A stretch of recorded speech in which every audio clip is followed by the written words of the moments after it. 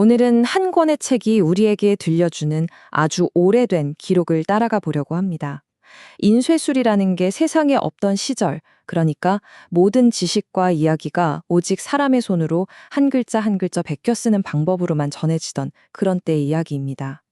영원할 것만 같았던 거대한 제국이 속에서부터 쓰러져 내리고 세상의 모든 질서가 마치 불길 속에 사라지는 것 같던 그런 시대에 과연 수백 년 전 철학자의 깊은 사유나 시인의 아름다운 노래는 어떻게 살아남아서 지금 우리에게까지 닿을 수 있었을까요? 이것은 그 혼돈의 시대 속에서 필사적으로 지식의 불씨를 지켜냈던 사람들, 바로 말씀의 파수꾼들에 관한 이야기, 그 첫 장입니다. 우리가 앞으로 펼쳐볼 이 장대한 이야기의 서막은 사실 이 한 문장 안에 전부 담겨 있다고 해도 과언이 아닙니다. 세상에서 가장 위대한 도성이 폐허로 변했으나 신의 도성은 영원히 서 있으리라. 북아프리카 히포라는 곳의 주교였던 성 아우구스티누스가 남긴 말인데요. 이게 단순히 어떤 종교적인 선언일까요? 그보다는 우리 이야기의 핵심을 꿰뚫는 아주 깊은 통찰이 담겨 있습니다. 눈에 보이는 물리적인 세계, 그러니까 권력과 제도, 건물로 이루어진 도성은 언젠가 무너지지만 눈에 보이지 않는 정신의 세계, 즉 신념과 지식으로 세워진 도성은 영원히 지속된다는 거죠. 보이는 모든 것이 사라져갈 때 보이지 않는 가치는 과연 어떻게 살아남아서 다음 시대로 전해지는 걸까요? 바로 이 질문이 우리가 앞으로 탐험하게 될 기나긴 여정의 문을 여는 열쇠가 될 겁니다. 자, 모든 이야기의 시작점에는 하나의 거대한 파국이 자리하고 있습니다. 바로 로마의 함락입니다. 수백 년간 서구 문명의 심장이었고 영원의 도시라고 불리면서 정말 영원히 지속될 것만 같았던 제국의 중심이 멈추는 순간 그 안에 쌓여있던 인류의 지혜 또한 함께 사라질 운명에 처하게 된 거죠. 때는 서기 410년이었습니다. 서구 투족의 왕 알라리크가 이끄는 군대가 로마시를 점령하고 사흘 밤낮으로 약탈을 벌였어요. 이건 그냥 전쟁에서 한 번 진 그런 차원의 문제가 아니었습니다. 로마인들의 정신세계가 그야말로 뿌리채 흔들리는 상징적인 사건이었던 거죠. 1000년 가까이 세계의 중심이었던 질서가 무너지고 문명 그 자체가 야만의 힘 앞에 무릎을 꿇는 것처럼 보였으니까요. 로마라는 그 거대하고 단단했던 그릇이 깨지면서 그 안에 담겨있던 수많은 철학, 문학, 법률, 그리고 역사 기록들이 이제는 흩어지고 깨져서 영원히 사라질 운명에 놓인 것처럼 보였습니다. 그런데 참 아이러니한 건 로마라는 세계의 중심이 불타고 있을 바로 그 순간에 그 재앙의 현장과는 아주 멀리 떨어진 곳에서는 지성의 활동이 계속 이어지고 있었다는 점입니다. 이 표를 좀 보세요. 로마에서 수천 킬로미터나 떨어진 베들레헴의 한 동굴에서 당대 최고의 지성으로 꼽히던 성 히에로니무스는 세상의 소란과는 상관없다는 듯이 구약성서 에제키엘서 주서를 쓰는데 몰두하고 있었습니다. 한편 지중해 건너편 북아프리카 히포의 주교였던 아우구스티누스는 로마 함락 소식을 듣고 정말 깊은 충격에 빠졌죠. 많은 사람들이 이 재앙이 기독교 때문이라고 비난하자 그는 이걸 반박하고 인류의 역사를 신학적인 관점에서 다시 조망하는 거대한 작업을 시작하기로 결심합니다. 이것이 바로 그가 이후 13년에 걸쳐 집필하게 될 불후의 명저, 신국론, 즉 신의 도성의 시작이었어요. 이처럼 제국의 심장이 멈춘 순간에도 지성의 활동은 멈추지 않았던 겁니다. 오히려 그 거대한 재앙에 반응하고 그 의미를 해석하려고 애쓰면서 새로운 생각의 길을 열어가고 있었던 거죠. 하지만 로마가 무너졌다고 해서 세상의 모든 문명의 불빛이 한꺼번에 꺼져버린 건 아니었습니다. 우리가 흔히 생각하는 완전한 파괴와 암흑이라는 이미지와는 달리 지성의 불꽃은 하룻밤 사이에 사라지지 않았어요. 오히려 붕괴하는 세계 곳곳에 마치 칠흑 같은 어둠 속 외딴 섬처럼 고립된 채로 희미하게나마 그 빛을 이어가는 문명의 공간들이 있었죠. 이제 우리는 그 꺼져가던 불씨들이 어디에 또 어떤 모습으로 남아있었는지 그 흔적을 한번 따라가 보겠습니다. 이 생생한 묘사는 5세기 중반 로마 제국의 행정구역이었던 갈리아, 그러니까 지금의 프랑스 지역에 살았던 시도니우스라는 사람이 친구에게 보낸 편지의 일부입니다. 한 시골 저택의 서재 풍경을 묘사하고 있는데요. 이곳에도 책이 아주 많았다네. 문법 학자들의 가슴 높이 책장이나 로마의 아테나이움 도서관에 있던 쐐기 모양 서가를 보는 듯한 착각이 들 정도였지. 이 한 구절만 보아도 당시 상황에 대한 우리의 고정관념이 깨지는 걸 느낄 수 있습니다. 제국 전체가 혼란에 빠져들고 있던 바로 그 시간에 갈리아의 한적한 시골 귀족 저택에는 여전히 고전 문학 작품들이 가득한 서재가 있었고 사람들은 그곳에서 지적인 삶의 여유를 누리고 있었던 겁니다. 시인이자 외교관이었고 나중에는 주교까지 된 이 시도키니우스라는 사람이 455년부터 490년 사이에 남긴 편지나 시들을 읽어보면요. 우리가 흔히 상상하는 암흑시대의 모습과는 사뭇 다른 풍경이 그려집니다.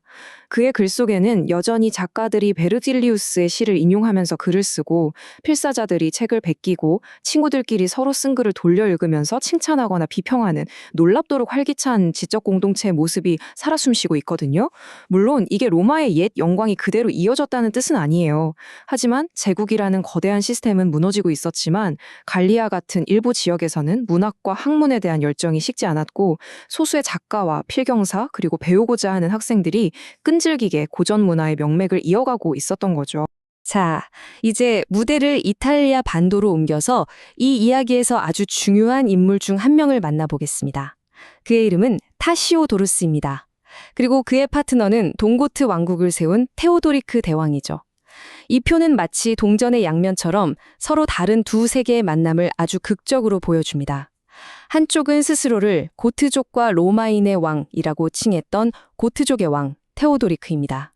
콘스탄티노플에서 인질로 지내면서 수준 높은 그리스식 교육을 받았지만 당시 로마 정통 교회에서는 이단으로 여기던 아리우스파 기독교 신자였어요.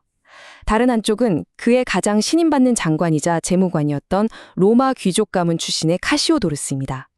그는 정통 삼위일체파 기독교인이자 당대 최고의 라틴어 학자였죠. 테오도리크가 고트족의 강력한 군사력으로 로마 제국의 영광을 이어가려고 했다면 카시오도르스는 라벤나에 세워진 새로운 궁정에서 옛 로마의 행정 시스템과 고전적 전통을 보존하기 위해 온 힘을 다했습니다. 이 둘의 흥미로운 협력 관계는 야만과 문명이라는 두 세계를 하나로 녹여내서 새로운 미래를 열어보려 했던 장엄하면서도 위태로운 시도였다고 할 수 있습니다. 이제 이야기의 초점은 온전히 카시오도루스라는 인물에게로 향합니다. 그는 평생을 바쳐서 고투족과 로마인이 함께 사는 위대한 왕국을 만들고 싶어 했던 정치가였습니다. 하지만 그의 정치적인 삶은 결국 처참한 실패로 끝이 나죠. 그런데 역설적에게도 바로 그 실패가 역사상 가장 중요한 문화 보존 활동 중 하나로 이어지는 위대한 전환, 즉 그의 인생 2막을 열어주게 됩니다. 카시오도루스의 삶을 따라가 보면 마치 한 편의 비극적인 드라마를 보는 것 같습니다. 그의 경력 초기에는 로마의 지혜와 고트족의 힘을 결합해서 독립적인 이탈리아 국가를 만들겠다는 원대한 꿈을 위해 모든 걸 바쳤습니다. 하지만 그가 평생을 바친 그 꿈은 동로마 제국의 유스티니아누스 황제가 이탈리아를 침공하면서 시작된 기나긴 전쟁으로 고트 왕국이 완전히 파괴되면서 산산조각이 나고 말죠. 모든 것이 무너진 폐허 속에서 80세에 가까운 노정객 카시오도르스는 아주 냉철한 현실 인식을 하게 됩니다. 세속의 모든 왕국과 제도는 언젠가 무너지지만 영속성을 가진 유일한 조직이 바로 교회라는 사실을 깨달은 겁니다. 그래서 그는 자신의 모든 관심과 막대한 재산을 교회로 돌립니다. 그리고 마침내 새로운 사명을 발견하죠. 바로 지식을 체계적으로 보존한다는 명확한 교육적 목적을 가진 두 개의 수도원을 세우는 것이었습니다. 한 위대한 정치가의 실패가 문명의 수호자로 거듭나는 극적인 전환의 순간이었던 셈입니다. 이 문장은 카시오도루스의 정치적인 이상과 그 영향력을 보여주는 정말 놀라운 증거입니다. 우리는 신앙을 강요할 수 없다. 왜냐하면 아무도 자기 의지에 반하여 믿도록 강요받을 수 없기 때문이다. 이 말은 아리우스파 군주였던 테오도리크 왕의 입을 통해서 선포된 공식적인 칙령의 일부입니다. 종교적인 불관용이 당연하게 여겨지던 시대에 국가가 개인의 신념을 강제할 수 없다고 선언한 이 문서는 유럽 역사상 거의 최초의 공식적인 종교관용 선언으로 평가받고 있습니다. 서로 다른 신앙을 가졌던 왕과 신하 사이에서 카시오도르스 같은 지식인이 로마의 법정신을 바탕으로 얼마나 큰 영향력을 발휘해서 관용의 시대를 열고자 했는지를 보여주는 아주 중요한 대목이죠. 그렇다면 정치적인 야망이 좌절된 후에 카시오도루스가 구상했던 계획의 핵심은 무엇이었을까요? 그건 바로 학문의 방주를 만드는 것이었습니다. 성경에 나오는 노아의 방주처럼요. 그는 전쟁과 야만이라는 거대한 홍수가 모든 것을 휩쓸어가는 이 혼돈의 시대 속에서 고대 세계의 사상과 지식을 안전하게 실어서 미래라는 새로운 땅으로 데려갈 수 있는 유일한 배가 바로 교회, 그리고 교회의 조직인 수도원이라는 것을 꿰뚫어 본 거죠. 그의 정치적인 꿈은 실패했지만 그는 자신의 남은 생애와 전 재산을 이 위대한 방주를 만드는 데 바치기로 결심한 겁니다. 자, 이제 카시오도로스 한 개인의 이야기에서 조금 더 넓은 역사적인 흐름으로 시선을 옮겨보겠습니다. 한 사람의 위대한 비전이 어떻게 현실이 될 수 있었을까요? 그건 바로 당시 서서히 변화하고 있던 수도원 운동 자체의 흐름과 딱 맞아떨어졌기 때문에 가능했습니다. 원래 기도와 금육, 고독한 영성 수련의 장소였던 수도원이 어떻게 고대 지식을 보존하고 전수하는 오늘날의 도서관이자 출판사의 역할을 하게 되었는지 그 변모의 과정을 한번 차근차근 살펴보겠습니다. 수도원 제도가 발전하는 과정은 크게 4단계로 나눠볼 수 있습니다. 첫 번째 단계는 이집트 테베 사막의 은수자들처럼 세속세계를 완전히 등지고 오직 신과의 황홀한 영적 교감을 추구하며 고독하게 살아가는 형태였어요. 그런데 이게 좀 극단으로 흐를 수 있잖아요. 그래서 나온 게 두 번째 단계, 니트리아나 레리눔의 수도원들처럼 여러 수도사가 함께 모여 공동생활을 하는 겁니다. 이걸 통해 고독이 나올 수 있는 극단적인 폐단을 막기는 했지만 여전히 개인의 영적 구원이 가장 중요한 목적이었죠. 그러다 세 번째 단계에서 아주 중요한 변화가 나타납니다. 바로 성 히에로니무스 같은 인물 덕분에요. 베들레헴의 동굴에서 성서를 라틴어로 번역하는 데 평생을 바친 그의 삶은 수도사의 고독한 삶이 교회를 위해 얼마나 기념비적인 학문적 성과를 낼 수 있는지를 똑똑히 보여주었죠. 그리고 마침내 네 번째 단계에서 카시오도로스와 성 베네딕투스가 이 학문적인 작업을 개인의 선택이 아닌 수도원의 핵심적인 의무로 제도화한 겁니다. 성스러운 문서는 물론이고 티케로나 베리길리우스 같은 이교도 저자들의 고전 문안을 필사하는 작업이 기도의 일부이자 신성한 노동으로 자리 잡게 된 거죠. 바로 이 단계에서 수도원은 비로소 지식 보존의 중심지로 거듭나게 됩니다. 이 새로운 사명을 개척한 두 개의 상징적인 기관이 바로 이탈리아 남부 칼라브리아 지방의 카시오도루스가 설립한 미바리움 수도원, 그리고 나폴리 근처 몬테카시노 언덕에 세워진 성 베네딕투스의 수도원이었습니다. 이 두 곳은 이후 수백 년 동안 서유럽 전역에 세워질 수많은 수도원들의 원형이자 본보기가 되었어요. 그리고 바로 이곳에 이름 없는 수도사들이 등불 아래에서 밤낮으로 양피지에 벽겨 쓴 그 수많은 필사본들이 훗날 인쇄술이 발명되었을 때 고전문학 최초의 인쇄본을 만드는 너무나 소중한 원고가 되었습니다. 자, 이제 우리의 이야기는 유럽 대륙을 떠나서 서쪽 끝에 켈트족 변방 아일랜드로 향합니다. 아일랜드는 단 한 번도 로마의 지배를 받지 않았기 때문에 고유의 문화를 온전히 보존하고 있었거든요. 그래서 대륙과는 또 다른 아주 독특한 형태의 수도원 문화가 꼽히고 있었습니다. 특히 책과 학문에 대한 그 뜨거운 열정은 아일랜드 수도원 문화의 가장 중요한 특징 중 하나였습니다. 여기서 조금 도발적인 질문을 하나 던져볼게요. 여러분, 책 한 권이 과연 전쟁을 일으킬 수 있을까요? 현대인의 시각에서는 좀처럼 믿기 어려운 일이지만 6세기 아일랜드의 성인 콜룸바 와 그가 그토록 사랑했던 한 권의 필사본에 얽힌 극적인 이야기는 그것이 실제로 가능했음을 우리에게 보여줍니다. 이 믿기 힘든 이야기는 이렇습니다. 성 콜롬바가 동료 수도사였던 피니안이 로마에서 가져온 아주 아름다운 시편 필사본을 보고 그만 반해버렸어요. 그래서 밤을 새워가면서 몰래 베껴 썼습니다.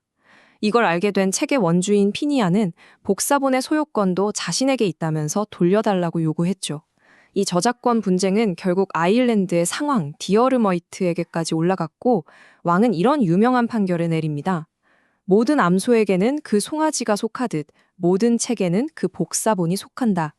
즉, 복사본은 원본 주인의 것이라는 판결이었죠.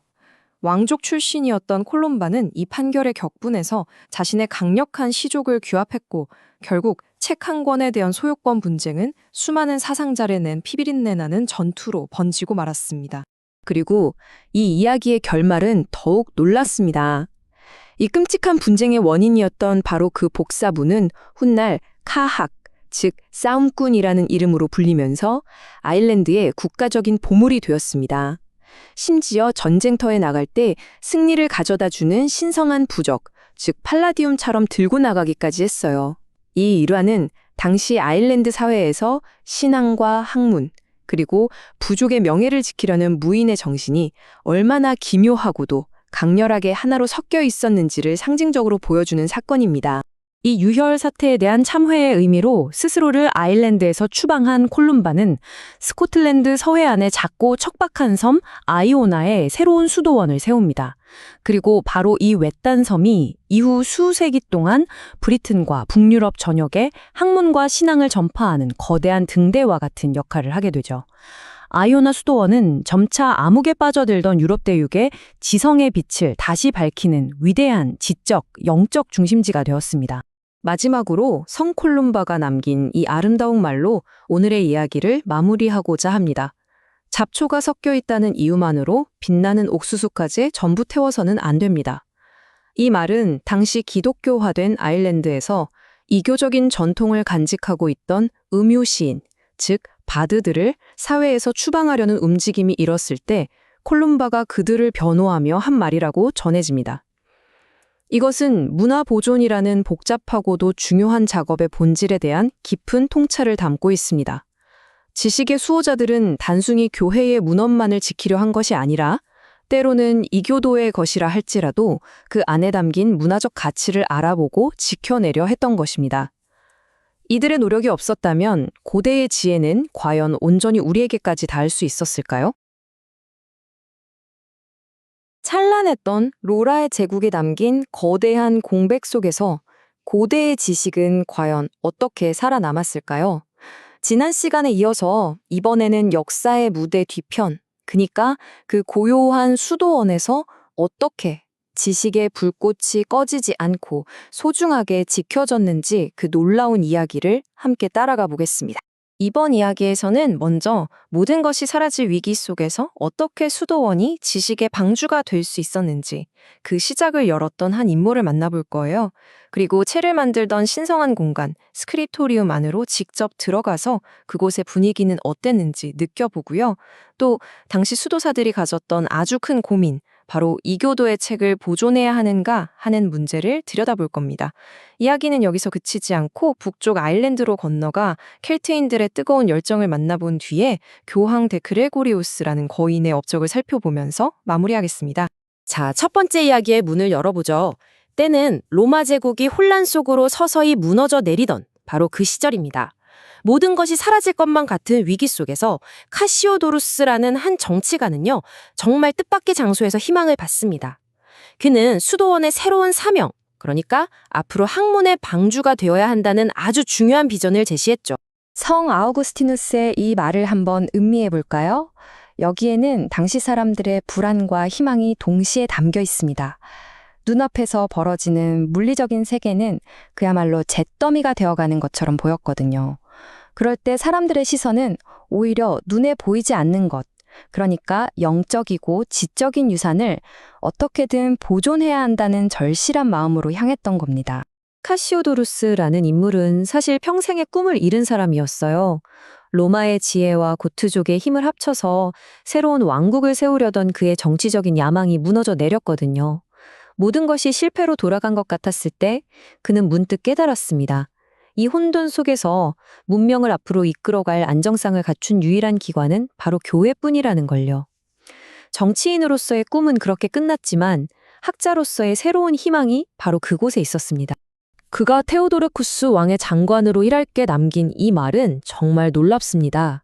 신앙을 강요해서는 안 된다. 당시로서는 굉장히 혁신적인 종교 관용 선언이었죠. 이 원칙은 그의 학문적인 접근 방식의 핵심이 되었습니다. 더 흥미로운 건 당시 왕과 고트족은 주류 기독교와는 다른 아리우스파 신자들이었다는 점이에요. 하지만 삼위일체를 믿었던 카시오도루스의 영향력 덕분에 서로 다른 믿음이 공존하는 관용의 정신이 왕국에 뿌리내릴 수 있었습니다. 사실 카시오도르의 첫 계획은 훨씬 더 원대했습니다. 그는 교황에게 로마의 거대한 공립 기독교 대학을 세우자고 제안했었거든요. 하지만 끝없는 전쟁과 혼란 때문에 이 계획은 무산되고 말았죠. 꿈이 좌절되자 그는 방향을 바꿨습니다. 거대한 공립기관 대신 자신이 세운 바로 그 수도원을 신성한 학문과 세속 학문이 함께 살아 숨쉬는 지식의 중심지로 만들기로 결심한 겁니다. 그의 노력은 정말 과장이 아니라 무너져가는 고대의 세계와 아직 태어나지 않은 중세의 미래를 잇는 결정적인 다리가 되었습니다. 카시오도루스는 문명의 연속성이라는 희망의 불씨가 이제 오직 교회에만 달려있다는 걸 직감했고 자신의 남은 모든 것을 바로 그 다리를 놓는 데 헌신했던 것이죠. 자, 그럼 이제 수도원의 지적인 생명력이 넘쳐났던 심장부로 한번 들어가 볼까요? 바로 필사실, 스크립토리움입니다. 이곳에서 지식을 보존하기 위한 아주 느리고 또 고된 작업이 이루어졌습니다. 스크립토리움은 책을 만드는 공방이라고 한다면요. 아르마리움은 그 재료가 되는 책들이 가득한 보물창고였습니다. 그리고 이 보물창고를 관리하는 사서, 즉 아르마리우스는 귀한 책들뿐만 아니라 양피지나 잉크, 펜 같은 필기고까지 모두 관리하는 아주 중요한 역할을 맡았습니다. 책 한 권을 만드는 건 정말 여러 단계에 걸친 협업 과정이었습니다. 한 사람이 낭독하면 여러 명의 필경사가 동시에 받아 적어서 여러 권의 사본을 만들기도 했죠. 구술부터 시작해서 필사, 교정, 그리고 예술가들이 그림을 그려 넣는 채색 단계를 거쳐서 마지막 제본까지 정말 많은 사람들의 전문적인 기술이 필요했습니다. 스크립토리움은 그냥 글씨만 베껴 쓰는 공간이 아니었어요. 고도로 전문화된 팀이 일하는 곳이었죠. 책과 도구를 관리하는 사서부터 텍스트를 읽어주는 낭독자, 받아 적는 필경사, 그리고 붉은 잉크로 제목을 쓰거나 화려한 그림을 그려 넣는 예술가들까지 각자의 역할이 아주 명확했습니다. 특히 안티콰리우스라고 불렸던 전문가들은요, 어려운 고문서를 해독할 수 있는 능력을 갖춰서 모두에게 존경받는 학자들이었습니다. 자, 여기서 이 경건한 수도사들에게 아주 중요한 질문, 어쩌면 딜레마가 생겨납니다. 과연 이교도 시인이나 철학자들의 작품을 베끼는데 이 신성한 노동력을 사용하는 것이 합당한가 하는 문제였죠. 한번 상상해 보세요. 스크립토리움의 수도사들은 말 그대로 두 세계 사이에서 일했습니다. 한쪽에서는 성서나 기도서처럼 신성한 책들을 필사하고 다른 한쪽에서는 이교도 작가들이 쓴 고전 문학을 필사했으니까요. 이게 바로 딜레마였습니다. 하지만 특히 이탈리아에서는 고전 문화의 유산이 여전히 곳곳에 살아 숨쉬고 있었기 때문에 이 위대한 작품들을 보존하는 작업은 자연스럽게 계속될 수 있었습니다. 이 문제에 대해 교황대 그레고리우스는 아주 명확한 답을 내놓습니다. 세속적인 지식은 성스러운 진리를 온전히 이해하고 또 방어하는 데 꼭 필요한 도구라는 것이었죠. 그가 든 비유가 정말 절묘한데요. 옛날에 블레셋 신들이 이스라엘인들의 무기 제작을 막았던 것처럼 악마들도 우리가 세속학문을 공부해서 더 똑똑해지는 걸 방해한다는 겁니다. 즉, 성서를 더 깊이 이해하기 위해서라도 세속학문이라는 무기가 필요하다는 주장이었죠. 물론 모두가 동의한 건 아니었지만 결국에는 고전학문이 신학을 위한 필수적인 기초라는 이 실용적인 견해가 승리했습니다. 만약 이때 다른 결정이 내려졌다면 어땠을까요? 정말 아찔하죠. 그 덕분에 베르길리우스의 서사시나 키케로의 철학 같은 책들이 성서와 나란히 서가에 꽂힐 수 있었고 서양 지성사의 명맥을 잇게 된 것입니다. 이탈리아에서 소중하게 보존된 지성의 불꽃은 거기에만 머무르지 않았습니다. 그 불꽃은 더 북쪽으로 퍼져나가서 아일랜드의 수도원에서 아주 독특하고 열정적이고 또 창의적인 터전을 찾게 됩니다. 성 콜룸바는 바로 이 켈트 전통의 거인이었습니다. 그의 삶을 보면 정말 드라마틱한데요. 25세 나이에 벌써 27개의 수도원을 세울 정도로 열정적인 인물이었어요. 그런데 책에 대한 그의 강렬한 사랑이 말 그대로 진짜 전쟁으로까지 이어진 아주 특별한 학자이자 시인이었습니다. 책 한 권 때문에 전쟁이 일어났다는 게 믿어지시나요? 오늘날로 치면 일종의 저작권 분쟁이었던 이 기이한 전쟁은요, 당시 사람들이 손으로 베껴 쓴 책 한 권에 얼마나 엄청난 가치를 부여했는지를 생생하게 보여줍니다. 성스러운 기도서가 전쟁의 원인이 되고, 심지어 싸움꾼이라는 뜻의 카하크라는 이름으로 불리면서 전투에 나갈 때 들고 가는 상징물이 되었다는 사실, 그 자체로 시대의 뜨거운 열정을 증명하는 것 같습니다. 훗날 콜룸바는 자신의 막대한 영향력을 이용해서 아일랜드의 전통 시인이자 역사가였던 바드들이 불법화되는 것을 막아섰습니다. 이교적인 뿌리를 가졌다는 이유로 그들을 없애려 했을 때 콜룸바는 이렇게 말했죠. 잡초가 섞여 있다고 해서 귀한 옥수수까지 태워버려서는 안 된다고요. 그들의 문학적 유산이 읽기에는 너무나 귀중하다고 주장했던 겁니다. 자, 이제 6세기가 저물 무렵입니다. 또 다른 아주 중요한 인물, 교황대 그레고리우스의 업적 덕분에 교회는 유럽의 행정적 그리고 지적인 중심지로서의 역할을 완전히 굳히게 됩니다.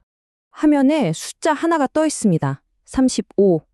이 숫자가 무엇을 의미할까요?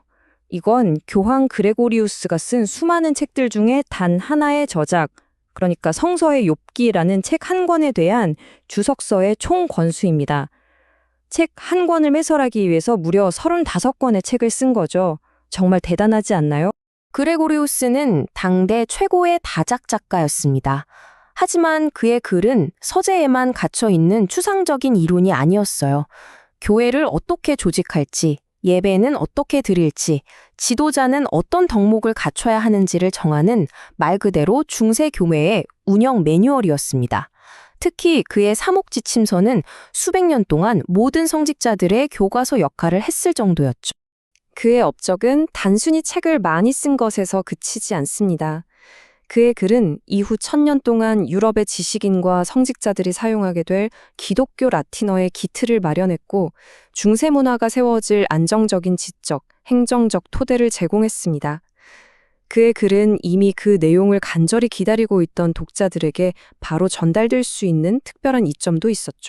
유럽 곳곳에 흩어져 있던 수도원들에서 이루어진 이 조용하고 끈질긴 노동은 단순히 오래된 책들을 구해낸 것, 그 이상이었습니다. 그것은 새로운 문명을 위한 지적인 도구를 적극적으로 벼리고 단련시킨 과정이었습니다. 그리고 바로 이 지점에서 우리는 앞으로 더 흥미로운 이야기를 탐구하게 될 겁니다. 중세시대의 책은 아주 오랫동안 수도원의 조용한 회랑 안에서만 만들어져 왔습니다. 그런데 이제 지식이라는 것이 그 성스러운 벽을 넘어서 아주 활기 넘치는 세상의 중심으로 터져 나오기 시작해요. 바로 대학의 시대가 열린 거죠. 지식이 만들어지고 또 공유되는 방식이 이전과는 어떻게 완전히 달라졌는지 그 혁명과도 같았던 이야기 속으로 한번 들어가 보겠습니다. 이 모든 변화의 시작점을 한 문장으로 요약하자면 바로 이겁니다. 지식에 대한 독점이 끝나가고 있었다. 오랫동안 책을 만드는 일은 수도사들의 신성한 과업이었잖아요. 그래서 만들어지는 책들도 대부분 성서나 기도서 같은 종교서적이었고요. 그런데 12세기가 지나면서 유럽 사회가 서서히 잠에서 깨어나기 시작합니다. 도시가 커지고 상업이 발달하면서 사람들은 더 넓은 세상과 더 깊은 지식에 목말라 하기 시작한 거죠. 바로 이 새로운 배움에 대한 갈증이 그야말로 폭발적으로 늘어나면서 수도원이라는 단 하나의 공급처만으로는 더 이상 감당할 수 없는 상황에 이르게 된 겁니다. 그렇다면 이 거대한 변화를 이끈 힘은 도대체 무엇이었을까요? 그건 바로 중세대학의 탄생이었습니다. 우리가 이전에 살펴봤던 수도원 부속 학교와는 이름이 비슷할지는 몰라도 그 속을 들여다보면 성격이 완전히 다른 기관이었어요. 대학은 단순히 과거의 지식을 보존하는 소극적인 장소가 아니었거든요. 오히려 새로운 지식을 탐구하고 스승과 제자가 한데 모여서 아주 격렬하게 토론하고 그 결과를 널리 퍼뜨리는 뭐랄까 역동적인 지식의 용광로 같은 곳이었습니다.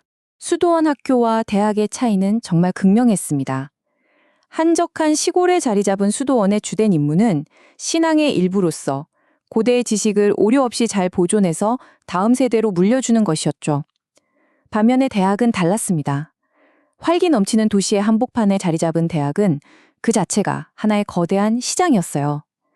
이곳의 목표는 보존을 넘어서서 법학, 신학, 의학, 철학 같은 아주 전문적인 분야의 교재들을 수천 명의 학생과 교수들에게 빠르고 정확하게 복제해서 공급하는 것이었죠. 그러다 보니 자연스럽게 책을 만드는 방식에도 완전히 새로운 접근, 그러니까 아주 상업적이고 체계적인 접근법이 필요하게 된 것입니다. 당시 지식의 지도를 새롭게 그렸던 중심지들을 한번 따라가 볼까요? 먼저 이탈리아의 볼로냐는 법학 연구로 유럽 전역에 명성을 떨쳤습니다. 그곳에서 북쪽으로 올라가면 센강변의 파리는 단연코 신학과 철학의 심장과도 같은 곳이었죠. 한편 이베리아 반도에서는 이슬람 학문의 영향을 받은 스페인의 살라망카가 의학과 과학의 중심지로 떠올랐고요. 바다 건너 영국의 옥스퍼드 역시 파리를 모델로 삼으면서도 자기들만의 독자적인 학문적 분위기를 만들어가고 있었습니다. 여기서 중요한 점은 이 모든 것에서 수천 명에 달하는 지식 소비자들이 생겨났다는 것, 그리고 이들은 모두 똑같은 교재를 손에 놓고 싶어 했다는 사실입니다. 대학의 구성원들은 이처럼 아주 독특한 지위를 누렸습니다. 이들은 종종 그 지역의 세금이나 군 복무 의무에서 면제되었거든요. 이 원칙이 말해주듯이 이들은 도시의 이익을 위한 시민이면서도 그 부담에서는 자유로운 존재, 사실상 도시 안에 있는 또 다른 도시, 일종의 취해복권 지대를 형성한 셈이죠. 배움이라는 단 하나의 목적을 중심으로 모인 이 강력한 자치 공동체에게 가장 중요한 필수품은 두말할 것도 없이 바로 책이었습니다. 자, 이제 대학이 어떻게 수천 명의 학생들에게 필요한 책을 공급했는지, 이 엄청난 과제를 어떻게 해결했는지 한번 살펴보겠습니다. 한두 권도 아니고 수천 권의 책을 말이죠. 기존의 수도원 방식으로는 도저히 감당할 수 없는 엄청난 수요였어요. 그래서 대학은 이 문제를 해결하기 위해 책을 생산하는 방식 자체에 혁명을 일으켰습니다. 이 거대한 수요 속에서 새로운 직업이 탄생했습니다. 바로 스테이셔너리입니다. 이 사람들은 단순히 책을 베끼는 필경사가 아니었어요.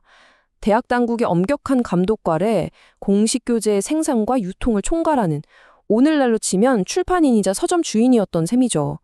스테이셔너리라는 이름은 이들이 대학 근처의 고정된 장소, 즉 스테이시오라고 불리는 곳에서 영업했기 때문에 붙여졌습니다. 이들을 통해서 지식은 비로소 체계적이고 상업적인 방식으로 유통되기 시작한 겁니다. 스테이셔너리가 그 엄청난 수요를 어떻게 감당할 수 있었을까요? 그 비밀은 바로 패시아 시스템이라는 정말 기발한 혁신에 있었습니다. 이건 가히 중세판 주문형 출판 시스템이라고 할 수 있는데요. 책 한 권을 처음부터 끝까지 한 사람이 필사하는 대신에 책을 잘게 조각내서 여러 사람이 동시에 작업할 수 있도록 만든 그야말로 발상의 전환이었죠. 이 패시아 시스템은 책 제작을 느린 수공업에서 거의 공장과 같은 병혈 작업으로 바꿔놓았어요. 한번 상상해보세요. 한 명의 필경사가 책 한 권을 완성하는 동안 이 시스템을 이용하면 10명의 필경사가 각기 다른 부분을 맡아서 동시에 10권 분량의 페이지를 만들어낼 수 있었던 거예요. 이것은 지식이 퍼져나가는 속도를 이전과는 비교할 수 없을 정도로 빠르게 만든 그야말로 복제의 혁명이었습니다. 하지만 그렇다고 해서 이것이 무질서한 자유시장을 의미하는 건 아니었습니다. 오히려 그 반대였어요. 대학에게 학문의 정확성은 그 무엇과도 바꿀 수 없는 가치였으니까요. 예를 들어 잘못된 의학 지식이나 이단적인 신학 사상이 퍼져나가는 걸 막기 위해서 대학은 이 새로운 책 거래의 모든 측면을 아주 엄격하게 통제했습니다. 파리 대학 서적상의 서약서를 보면 당시 상황을 더 생생하게 엿볼 수 있습니다. 단순히 폭리를 취하지 말라는 수준을 넘어서서 교수의 허락 없이 학생들에게 책을 되사지 말라는 조항이 눈에 띄죠. 왜 그랬을까요? 이건 가난한 학생들이 생활고 때문에 꼭 필요한 교재를 팔아버리는 것을 막기 위한 일종의 학업 보호 장치였던 셈입니다. 이 조항 하나만 봐도 당시 책이 단순한 상품이 아니라 학문 공동체를 유지하는 필수 자산으로 여겨졌다는 걸 알 수 있죠. 책에 대한 열망은 이제 대학의 담장을 넘어서 사회 전체로 퍼져나갔습니다. 이제 책은 학생들만의 전유물이 아니었어요. 유럽에서 가장 부유하고 강력한 군주와 교황, 귀족들이 책을 탐하기 시작했죠. 책은 이제 학문의 도구를 넘어서서 부와 권력, 그리고 지성을 과시하는 최고의 사치품이자 상징이 되었습니다. 이 새로운 기업가들 중에서 단연 돋보이는 인물이 한 명 있었습니다. 바로 베스파시아노 다 비스티추오라는 사람인데요. 그는 단순한 상인이 아니었습니다. 스스로가 학자이자 큐레이터였고 이탈리아 르네상스의 중심에서 활동했던 문화계의 거물이었죠. 피렌체에 있는 그의 서점은 그저 책을 사고 파는 곳을 넘어서서 당대 최고의 지성들이 모여서 교류하는 사랑방과도 같은 곳이었습니다. 그의 고객 명단을 보면 정말 입이 떡 벌어질 정도입니다. 그야말로 르네상스 이탈리아의 올스타라고 할 수 있죠. 피렌체를 다스린 메디치 가문, 바티칸 도서관을 세운 교황, 오르비노의 위대한 군주까지. 이 목록을 보면 웅장한 개인 서재를 소유하는 것이 단순한 취미가 아니라 자신의 권력과 학식을 세상에 증명하는 가장 확실한 방법이었다는 걸 알 수 있습니다. 베스파시아노는 바로 이들의 욕망을 최고급 맞춤 필사본으로 채워주는 명품 공급자였던 셈이죠. 4만 두카트. 우르비노 공작 페데리코가 자신의 도서관에 쏟아부었다고 전해지는 금액입니다. 베스파시아노가 그 설립의 핵심적인 역할을 했던 이 도서관의 가치는 당시로서는 그야말로 천문학적인 액수였어요. 이 숫자 하나만 봐도 당시 군주가 책에 얼마나 엄청난 가치를 부여했는지 짐작할 수 있습니다. 도서관은 단순한 책의 집합이 아니라 공국의 위신과 군주의 지성을 보여주는 가장 중요한 정치적 자산이었던 겁니다. 한 학자가 동료 서적상에게 던진 이 친근한 농담은 시대의 변화를 아주 날카롭게 보여줍니다. 베스파시아노 같은 인물들에게 책은 이제 열정의 대상인 동시에 아주 수익성이 높은 사업이었습니다. 이들은 책을 누구보다 사랑했지만 동시에 책을 통해서 막대한 부를 쌓았죠. 지식이 본격적으로 상품화되는 시대의 서막을 알리는 장면이라고 할 수 있겠습니다. 하지만 이야기와 지식에 대한 갈증이 학자나 군주들에게만 있었던 건 아니었습니다. 글을 읽지 못하는 대다수의 평범한 사람들을 위한 아주 활기찬 문화 역시 공존하고 있었어요. 다만 그들의 문학은 눈이 아닌 귀로, 즉 소리를 통해서 경황하는 것이었어요. 당시에는 이렇게 두 개의 문학 세계가 나란히 존재했습니다. 한쪽에는 라틴어로 쓰이고 신학이나 철학 같은 심오한 주제를 다루면서 소수의 지식인들을 위한 필사본 문학이 있었고요. 다른 한쪽에는 각 지역의 말로 노래되고 이야기되며 기사의 모험과 사랑을 다루는 구전 문학이 있었죠. 이 두 세계는 서로 다른 길을 걸었지만 그 시대 사람들의 정신세계를 형성하는 데 똑같이 중요한 역할을 했습니다. 이 음유시인들은 글을 읽지 못하는 대다수의 대중에게 문학을 전파하는 가장 중요한 매개체였습니다. 그들은 그야말로 걸어다니는 도서관이자 움직이는 극장이었죠. 그들의 머릿속에는 수많은 서사시와 로맨스가 담겨 있었고 성의 연회장이든 마을 광장이든 청중이 있는 곳이라면 어디든지 그들의 무대가 되었습니다. 이 점을 이보다 더 명확하게 보여주는 예는 없을 겁니다. 영문학의 아버지라고 불리는 제프리 초서 같은 위대한 시인조차도 자신의 작품이 책상에 앉은 독자보다는 누군가의 낭송을 듣는 청중을 통해서 경험될 것이라는 점을 인정했습니다. 이것은 당시 구전 문화가 얼마나 강력한 힘을 가지고 있었는지를 증명하는 거죠. 이야기는 책 속에 갇혀 있는 게 아니라 사람들의 목소리를 통해서 살아 숨쉬었던 것입니다. 이 시기에 가장 인기 있었던 장르는 단연 로맨스였습니다. 여기서 로맨스는 현대적인 의미의 연애소설이라기보다는 아서왕과 원탁의 기사 이야기나 롤랑의 노래처럼 기사도 정신, 모험, 마법과 사랑이 어우러진 장대한 이야기들을 의미합니다.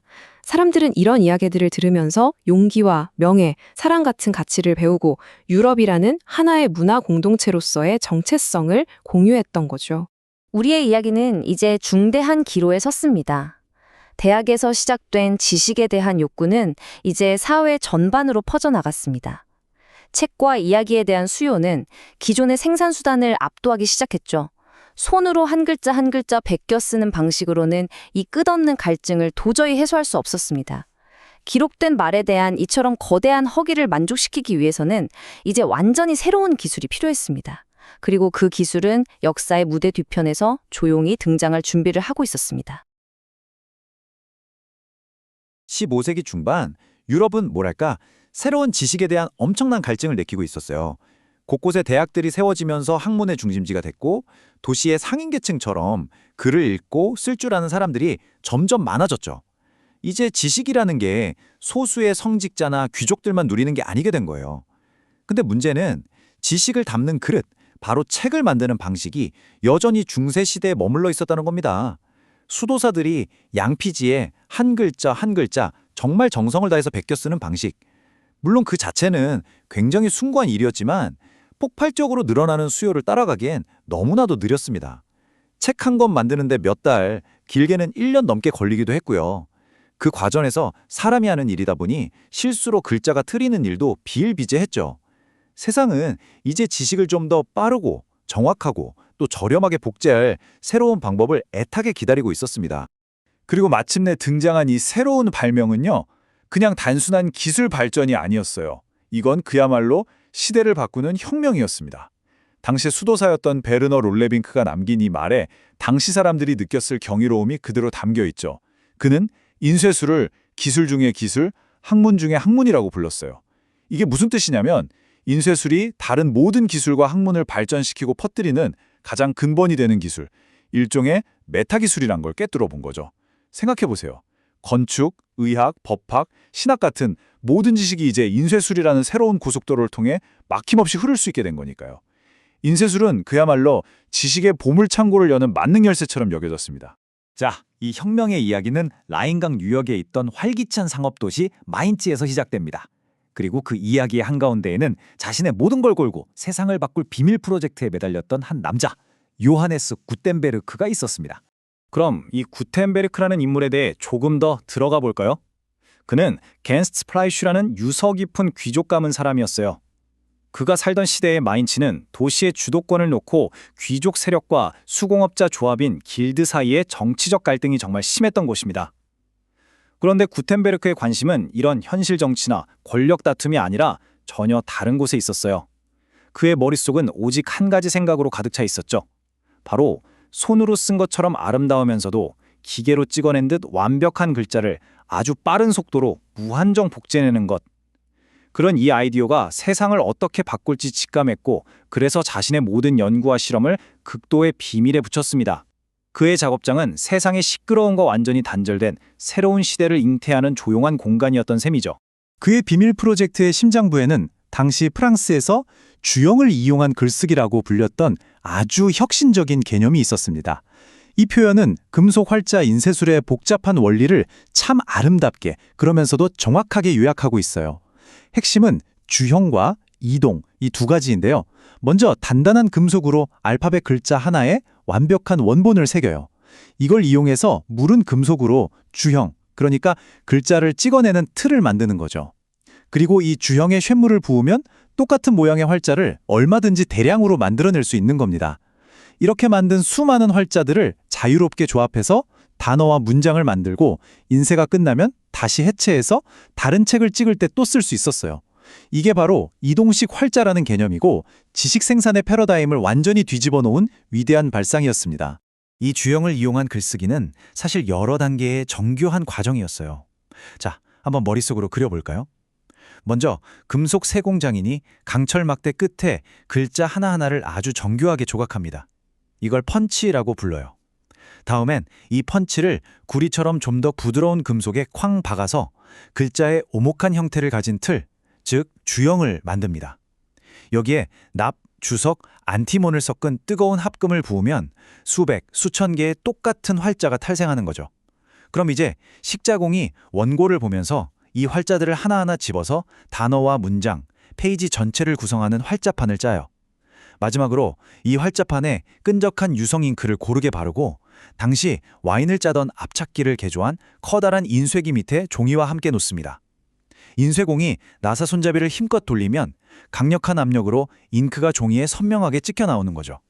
이 모든 과정이 착착 맞물려 돌아가면서 한 명의 필경사가 평생을 해도 못할 엄청난 양의 복제가 가능해진 겁니다. 그런데요, 이렇게 원대한 비전을 현실로 만드는 데에는 막대한 돈이 필요했습니다. 금속, 종이, 잉크, 인쇄기를 만드는 비용에 숙련된 기술자들 월급까지 전부 다 돈이었죠. 자금이 부족했던 구텐베르크는 결국 마인츠의 부유한 상인이자 금융가였던 요한 푸스트와 손을 잡게 됩니다.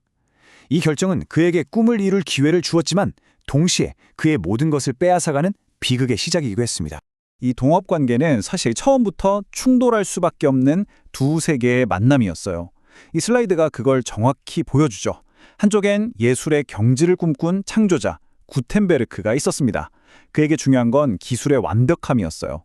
최고의 필사본과 비교해도 전혀 손색이 없는 이게 정말 인쇄된 게 맞나 싶을 정도로 아름다운 책을 만드는 게 그의 목표였죠. 다른 한쪽엔 오직 투자 수익에만 관심 있는 금융가 푸스트가 있었고요. 그에게 중요한 건 장부상의 숫자, 즉 상업적 성공이었습니다. 완벽을 좇는 창조자의 꿈과 이윤을 좇는 자본가의 현실, 이 둘의 근본적인 시각 차이는 결국 파국으로 갈 수밖에 없는 어쩌면 예견된 비극의 시작이었습니다. 이 불안한 동업관계 속에서 참 아이러니하게도 인류 역사상 가장 위대한 책 중 하나인 42행 성서가 탄생합니다. 이 성서는 구텐베르크의 기술적 집념과 예술가적 헌신이 만들어낸 결정체였어요. 그는 손으로 쓴 고딕 필기체를 완벽하게 재현한 활자를 제몰했고 각 페이지의 모든 줄이 양쪽으로 칼같이 딱 맞도록 정렬하는 등 인쇄물의 미학적 완성도를 정말 극한까지 끌어올렸습니다. 단순히 내용을 복제하는 걸 넘어서 인쇄술 그 자체가 하나의 완벽한 예술이 될 수 있다는 걸 증명한 기념비적인 작품이었죠. 이 성선언은 인쇄기의 무한한 가능성을 온 세상에 알리는 웅장한 선언문과도 같았습니다. 푸스트의 투자는 정말 상당한 규모였어요. 그가 처음에 투자한 돈이 800길더였는데 이게 당시 숙련된 장인의 몇 년치 연봉에 해당하는 어마어마한 돈이었습니다.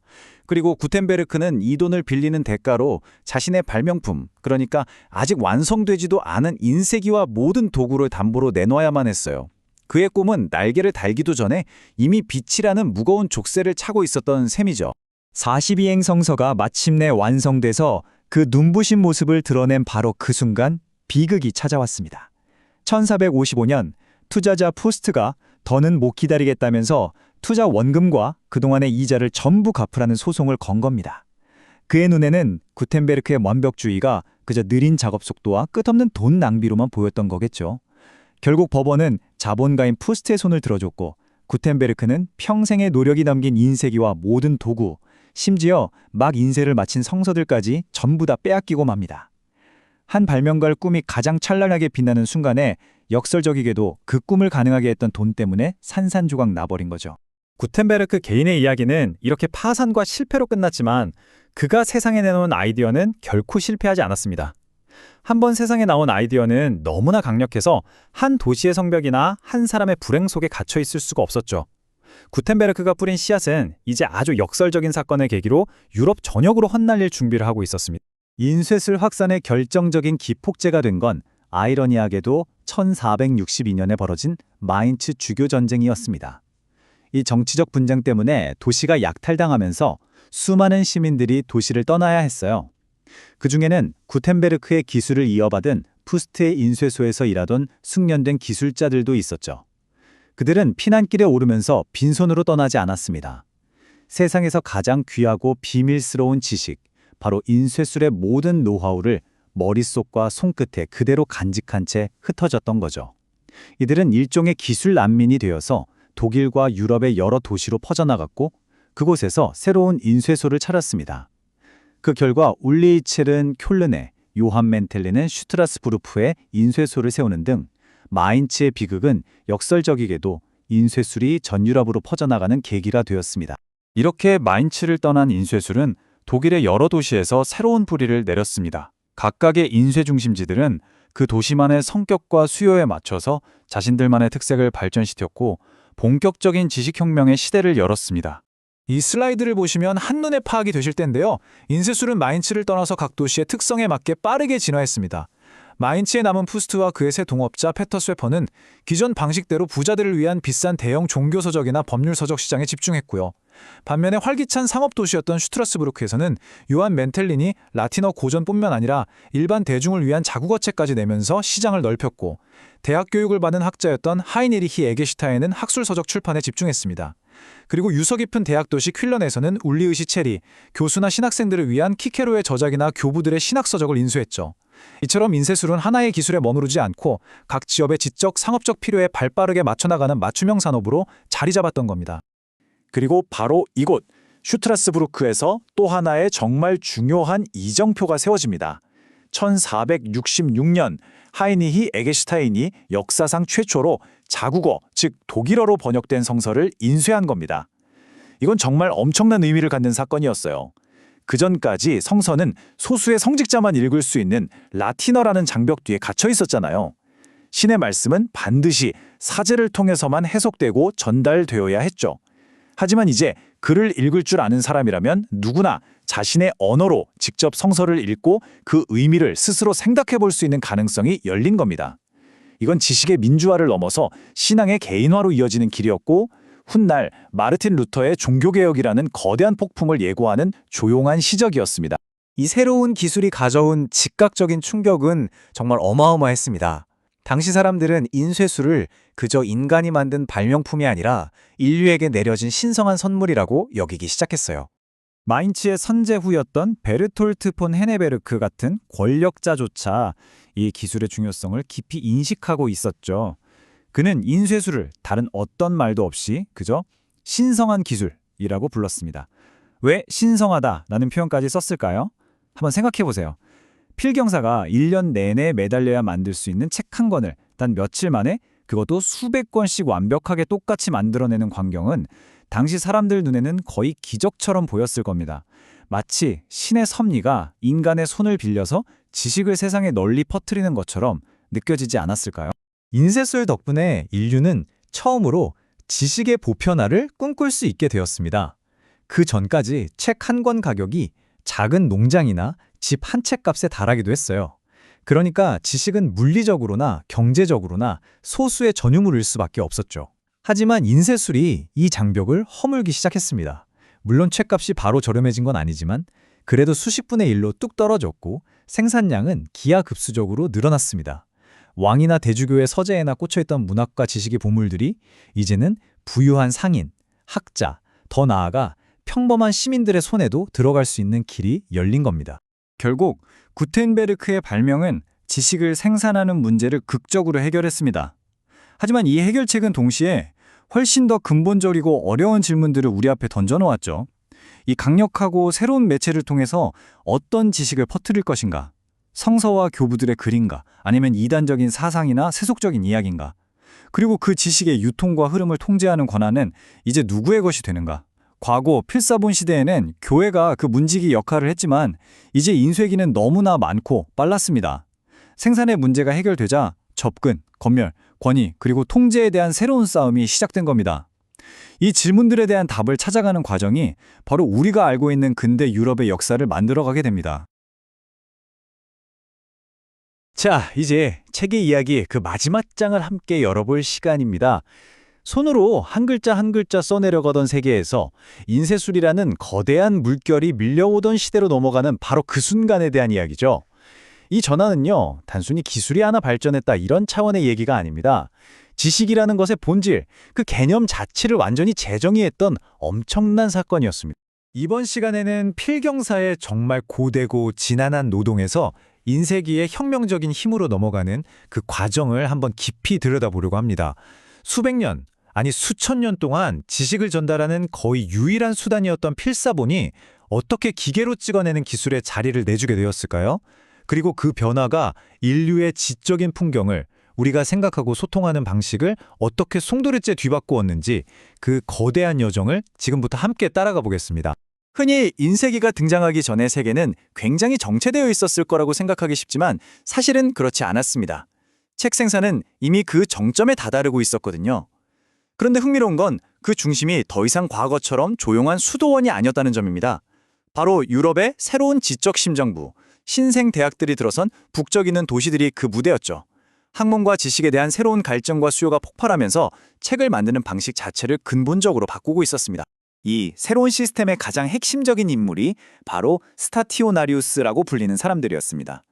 이 사람들은 오늘날의 개념으로 보면 서서이기도 했고 또 출판업자이기도 했습니다. 말하자면 대학이라는 거대한 지식 공장의 아주 중요한 톱니바퀴 역할을 한 거죠. 단순히 책을 사고 파는 상인을 넘어서 대학 당국의 엄격한 감독 아래에서 학문 활동이 끊기지 않도록 책임지는 전문적인 관리자들이었던 겁니다. 지식이라는 제품의 품질과 유통을 모두 책임지는 그런 막중한 임무를 띈 사람들이었죠. 이 스타티오나리우스들이 고안해낸 아주 독창적인 방법이 바로 페시아 시스템입니다. 손으로 책을 베끼는 건 정말 느리고 지루한 과정이잖아요.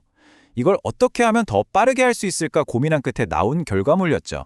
이건 사실상 책 생산의 분업화와 병렬 처리 개념을 도입한 건데요. 이전과는 정말 비교할 수 없는 속도를 만들어냈습니다. 자, 그럼 이 페시아 시스템이 구체적으로 어떻게 돌아갔는지 한번 상상해 볼까요? 우선 대학 당국이 공식적으로 인증한 완벽한 원본, 즉 견본이 있습니다. 오류가 없는 마스터 카피인 셈이죠. 그럼 스타티오나리우스는 이 견본을 아직 재본하지 않은 상태로 여러 개의 섹션, 즉 페시아로 나눕니다. 그리고 각 페시아에 번호를 매겨두죠. 그러면 학생이나 전문 필경사들이 스타티오나리우스에게 와서 돈을 내고 한 번에 페시아 하나씩 빌려가는 거예요. 그걸 각자 자기 방이나 작업실로 가져가서 베껴 쓴 다음에 다 쓴 페시아는 반납하고 다음 번호의 페시아를 빌려가는 거죠. 이 방식의 가장 큰 장점은 수십 명의 필경사가 한 권의 책을 동시에 작업할 수 있다는 점이었습니다. 마치 공장의 컨베이어 벨트처럼요. 한 사람이 책 한 권을 처음부터 끝까지 혼자 쓰는 것보다 비교도 안 되게 빠르고 효율적이었겠죠? 이건 정말 수도원 시대와는 차원이 다른 진보였고 급증하는 대학의 지식 수요를 감당하게 해준 핵심적인 혁신이었습니다. 이런 책 생산과 유통은 그냥 시장 원리에만 맡겨진 게 아니었습니다. 이건 굉장히 체계적으로 관리되는 산업이었어요. 대학이 직접 서적 거래 전체를 통제했거든요. 서점 주인이나 필경사가 되려면 대학에서 면허를 받아야 했고 텍스트를 정확하게 옮기겠다는 서약까지 해야 했습니다. 심지어 책의 판매 가격이나 폐샤의 대여료까지도 대학이 일일이 정했습니다. 이 모든 조치들은 결국 지식의 품질을 보장하기 위해서였습니다. 또 학생들이나 교수들이 터무니없는 가격으로 책을 사거나 빌려서 경제적으로 착취당하지 않도록 보호하는 안전장치이기도 했고요. 이처럼 인쇄기가 등장하기 직전의 필사본 시대는 이미 대단히 정교하고 발전된 책 생산 및 유통 시스템을 갖추고 있었던 겁니다. 이렇게 고도로 발달하긴 했지만 결국은 사람의 손으로 하는 수작업이라는 한계를 벗어날 수는 없었죠. 바로 이 세계에 독일의 마인츠라는 작은 도시에서 그야말로 파괴적인 기술이 탄생하게 됩니다. 그리고 이 기술은 책의 역사는 물론이고 인류의 역사 전체를 송두리째 바꿔놓게 되죠. 인쇄술이 탄생하는 그 과정은 사실 혁신과 돈 그리고 배신이 뒤얽힌 한편의 드라마 같았습니다. 주인공인 구텐베르크는 수년간의 끈질긴 실험 끝에 마침내 활자 인쇄 기술을 개발해냈지만 곧 심각한 자금난에 부딪혔습니다. 그의 위대한 프로젝트, 바로 성경을 인쇄하기 위해서는 막대한 돈이 필요했거든요. 그래서 그는 요한 푸스트라는 부유한 자금과 손을 잡게 됩니다. 하지만 성경 인쇄가 거의 완성될 무렵 투자자였던 푸스트가 돌연 투자금을 이자까지 쳐서 당장 갚으라며 소송을 제기합니다. 결국 구텐베르크는 재판에서 지고 평생을 바쳐 만든 자신의 발명품, 인쇄장비 일체를 푸스트에게 몽땅 빼앗기고 말죠. 이 소송 기록을 보면 당시 사업의 규모가 얼마나 컸는지 짐작할 수 있습니다. 푸스트가 투자했던 8,000길더라는 돈은요, 당시 마인츠에 있는 번듯한 집을 10채 이상 살 수 있는 정말 어마어마한 거금이었습니다. 그야말로 모든 것을 건 벤처 투자였던 셈이죠. 구텐베르크는 이게 단순한 대출이 아니라 동업을 위한 투자금이었다고 항변했지만 법원은 결국 푸스트의 손을 들어주었습니다. 그리고 여기서 또 한 명의 흥미로운 인물이 등장하는데요. 바로 페터 쇠퍼입니다. 그는 원래 구텐베르크의 가장 신임받던 수석기술자였는데 결정적인 순간에 법정에서 푸스트의 편에 서서 증언을 합니다. 그리고 결국 푸스트의 새로운 동업자가 되어서 구텐베르크가 읽어놓은 인쇄 사업의 열매를 고스란히 차지하게 되죠. 참 씁쓸하죠. 결국 푸스트의 자본이 구텐베르크의 천재성을 이긴 셈입니다. 구텐베르크 개인의 운명은 배극적이었지만 그의 발명이 가진 엄청난 잠재력은 당시 사람들도 즉각적으로 알아보았습니다. 한 수도사는 인쇄술을 가리켜 모든 기술 중의 기술, 신성한 기술이라고 부르면서 세상의 모든 지식을 열어줄 열쇠라고 국찬했습니다. 이전까지는 소수의 성직자나 귀족, 부유한 학자들만 가질 수 있었던 지식의 보물이 이제 모든 사람의 손에 쥐어질 수 있다는 엄청난 기대감이 사회 전반에 퍼져나가기 시작했습니다. 그런데 아이러니하게도 마인츠에서 벌어진 한 정치적인 분쟁이 이 새로운 기술을 유럽 전역으로 퍼뜨리는 계기가 됩니다. 의도하지 않았던 결과가 세상을 바꾼 셈이죠. 이 사건 때문에 인쇄기술자들이 뿔뿔이 흩어지면서 그들이 가진 혁명적인 지식, 즉 인쇄술의 노하우가 유럽 곳곳으로 퍼져나가게 되거든요. 그 사건이 바로 1462년에 있었던 마인츠 약탈입니다. 당시 대주교 자리를 놓고 벌어진 다툼이 전쟁으로 번지면서 승리한 쪽이 마인츠시를 점령하고 약탈하는 일이 벌어졌습니다. 이로 인해 도시의 경제는 완전히 마비되었고 수많은 장인들이 생계를 위해 도시를 떠나야만 했습니다. 그중에는 구텐베르크와 쇠퍼 밑에서 인쇄 기술을 직접 배웠던 숙련된 기술자들도 포함되어 있었죠. 자, 이 기술자들이 흩어져간 경로를 한번 보세요. 한 도시의 지역적인 재앙으로 시작된 일이 순식간에 대륙 전체의 현상으로 번져나갔습니다. 마인츠를 떠난 이 기술 난민들은 먼저 자신들에게 익숙한 독일의 다른 도시들로 흩어져서 새로운 인쇄소를 차렸습니다. 그리고 그들 중 더 대담하고 야심 있는 사람들은 아예 알프스 산맥을 넘어 당시 르네상스가 한창 꽃피우던 이탈리아로 향했습니다. 결국 1469년 마침내 상업과 문화의 중심지였던 베네치아의 인쇄기가 상륙하게 되는데요.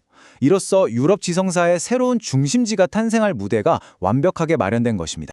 인쇄술이라는 기술의 진정한 잠재력은 단순히 기술을 가진 사람이 아니라 뚜렷한 비전을 가진 한 학자에 의해서 완전히 꼽히게 됩니다. 그의 이름은 알두스 마누티우스. 그는 단순히 책을 찍어내는 사람이 아니라 책이라는 물건의 개념과 독서라는 행위 자체를 완전히 바꾸어 놓은 혁명가였습니다. 알두스는 베네치아에 도착했을 때 가슴속에 아주 거대한 야망을 품고 있었습니다. 그건 바로 인쇄라는 이 새로운 기술의 힘을 빌려서 잊혀가던 고대 그리스의 위대한 작품들을 영원히 보존하겠다는 사명이었습니다. 그는 단순한 사업가가 아니었어요. 인문주의적 이상을 기술을 통해 실현하고자 했던 위대한 학자였습니다. 여기서 정말 흥미로운 지점은 알도스가 책의 개념 자체를 어떻게 재창조했는가 하는 점입니다.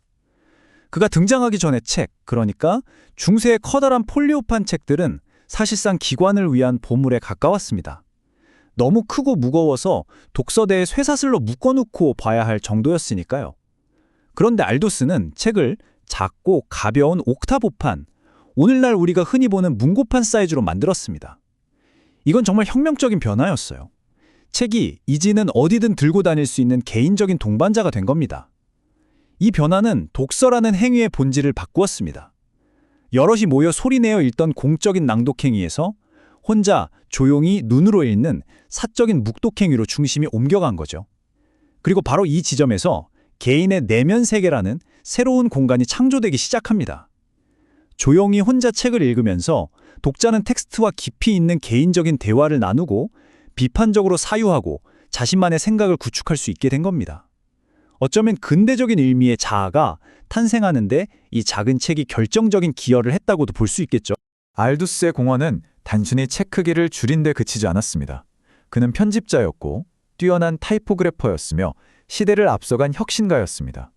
그는 이칠 위기에 처해 있던 수많은 그리스 고전들을 발굴해서 최초의 인쇄본으로 세상에 내놓았습니다. 또 한정된 종이에 더 많은 글자를 담기 위해서 아름다우면서도 실용적인 이탈릭체 활자를 직접 개발하기도 했습니다. 무엇보다 그는 자신의 책이 단순한 복사본이 아니라 가장 정확하고 권위 있는 교정본이 되기를 원했습니다. 그래서 당대 최고의 학자들을 베네치아로 불러 모아서 신아카데미라는 편집팀을 꾸렸죠. 그가 사용했던 닷과 돌고래 모양의 출판사 마크는 오늘날까지도 뛰어난 품질과 학문적 권위의 상징으로 남아 있습니다. 그가 남긴 편지들을 보면 그가 단지 사업적인 성공을 좇았던 사람이 아니라는 걸 알 수 있습니다. 그는 지식을 널리 퍼뜨리는 것을 자신의 소명이자 인류에 대한 봉사라고 생각했던 심오한 인문주의자였습니다. 이제의 혁명은 완성되었습니다. 인쇄기는 정보가 흐르는 방식, 사회가 조직되는 방식, 그리고 인간이 생각하는 방식까지 세상의 모든 지형을 돌이킬 수 없이 바꾸어 놓았습니다. 세상은 이전과는 결코 같을 수 없는 곳이 되었습니다. 한마디로 인쇄기는 지식을 민주화했습니다. 역사상 처음으로 책이 저렴해지고 평범한 사람들도 접근할 수 있는 물건이 된 거죠. 굳게 잠긴 수도원의 상자 속에 갇혀있던 지식이 이제 점점 더 넓어지는 독자층의 손안으로 직접 옮겨가게 된 겁니다. 이 새로운 기술은 마치 도미노처럼 연쇄 반응을 일으켰습니다. 정보에 대한 접근성이 폭발적으로 증가하자 글을 읽고 쓸 줄 아는 사람들의 비율, 즉 식자율이 꾸준히 상승했습니다. 또 표준화된 텍스트가 보급되면서 유럽 전역의 학자들이 똑같은 내용의 책을 보며 토론하고 의견을 교환할 수 있게 되었습니다. 필사본 시대에는 사람마다 가진 책의 내용이 조금씩 달라서 생겼던 오해와 혼란이 사라진 거죠. 이제 아이디어는 과거와는 비교도 할 수 없는 속도로 퍼져나갈 수 있었습니다. 이건 마치 손으로 편지를 써서 주고받던 시대에서 순식간에 전 세계로 이메일을 보내는 시대로 건너뛴 것과 같은 엄청난 충격이었습니다. 그 결과는 정말로 심대했습니다. 인쇄기는 르네상스, 종교개혁, 과학혁명처럼 인류의 역사를 바꾼 거대한 지적, 종교적, 정치적 흐름에 그야말로 기름을 부은 격이었죠. 특히 여기서 주목해야 할 것은 바로 민족 언어의 발전입니다. 이전까지 학문과 종교의 언어는 라틴어 하나뿐이었잖아요. 그런데 이제 독일어, 프랑스어, 영어로 된 책들이 대량으로 인쇄되기 시작하면서 각 지역의 언어들이 비로소 표준화되고 통일된 형태를 갖추게 됩니다. 같은 언어로 된 책을 읽으면서 사람들은 우리는 독일인이다, 우리는 프랑스인이다 와 같은 공동체 의식을 느끼기 시작했고, 이것이 바로 근대적인 민족 국가가 탄생하는 아주 중요한 토대가 되었습니다. 우리가 오늘날 알고 있는 근대 세계는 바로 이 인쇄혁명이라는 단단한 토대 위에 세워진 것이라고 해도 과언이 아닙니다. 인류 최초의 위대한 정보혁명을 이렇게 되돌아보는 것은 자연스럽게 우리가 살고 있는 지금 시대를 생각하게 만듭니다. 정보가 너무나도 부족했던 시대에서 이제는 정보가 차고 넘쳐서 무엇이 진짜인지 알기 어려운 시대로 넘어왔죠. 우리는 지금 새로운 질문 앞에 서 있습니다. 이 정보의 홍수 속에서 어떻게 길을 잃지 않고 어떻게 진실을 분별하며 나에게 정말로 의미 있는 지식을 얻을 수 있을까? 어쩌면 그 답을 찾아가는 여정이야말로 오늘을 살아가는 우리 모두에게 주어진 새로운 과제일지도 모르겠습니다.